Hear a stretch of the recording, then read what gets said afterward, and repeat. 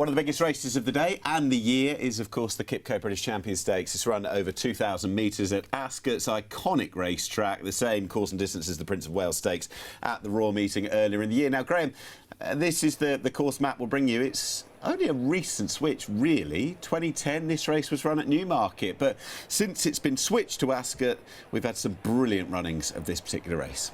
Talk about recent switches. We might have a very late switch from the outside track to the inside.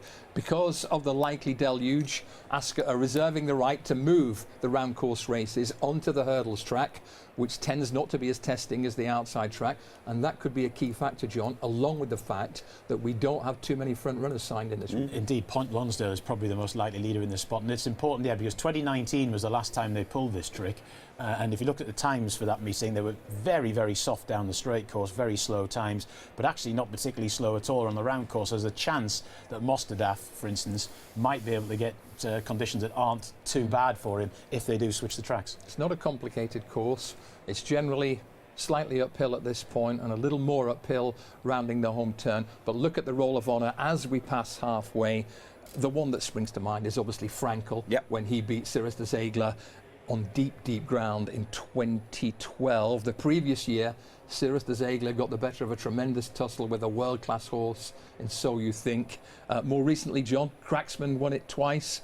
We've had Magical, Adabe, Seelyway and Bay Bridge, who's back for another crack this weekend. Yeah, and of course Bay Bridge lowered the colours last year of Baid as well, when all the hype was about that horse. And Bay Bridge just ran really well, got into a prominent position early and really stuck his neck out in the closing stages.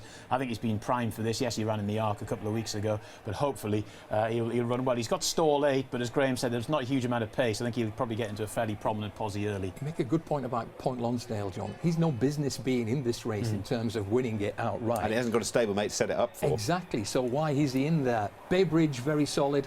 This is the point at which I think Via Sistina might loom up to look at danger, but you're a Bay Bridge fan, John.